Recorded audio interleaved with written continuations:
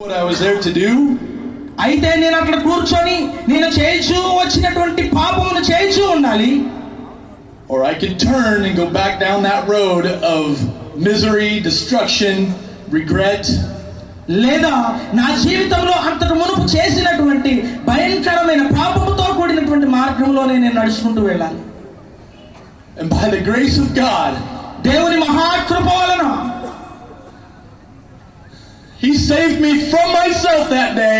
చూడండి, ఆ సమయంలో నా నుంచి నన్ను నేను చంపుకుందామనుకున్నటువంటి ఆ స్థితిలో నుంచి దేవాతి దేవుడు నన్ను రక్షించాడు. And as I stand here right now as living proof, ఇక్కడ నేను నిలబడి ఉన్నాను అనే దానికి కారణం ఏంటో తెలుసా? మరణపు ఛాయలో నుంచి దేవుడు నన్ను బ్రతికించాడు. that I have a Lord and Savior in heaven పరలోక రాజ్యంలో నాకు రక్షకుడు ప్రభువు ఉన్నాడు. that helped lead me back down that road. ఆ ప్రభువు నా పాపపు మార్గంలో నడిపించలేదు, నా జీవితాన్ని మార్చాడు. When I started reading this book, ఈ గ్రంథాన్ని నేను చదవడం ప్రారంభించినప్పుడు it changed my life. ఈ గ్రంథము నా జీవితాన్ని మార్చింది. This book turned my life around. ఈ గ్రంథము నా జీవితాన్ని సమూలముగా మార్చివేసింది. And I have never stopped reading it since that day. ఆ క్షణం నుంచి నా జీవితంలో ఈ గ్రంథాన్ని చదవకుండా ఉండలేదు.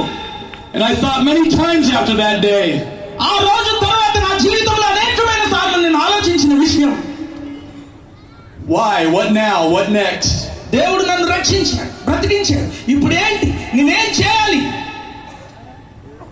What was my purpose? What was my reason for still being here? నా ఉద్దేశం ఏంటి? మరణించాల్సినటువంటి నేను బ్రతికి ఉన్నాను. నా ఉద్దేశం ఏంటి? నా బ్రతుకు కారణం ఏంటి? And the crazy thing is, I'm starting to figure it out.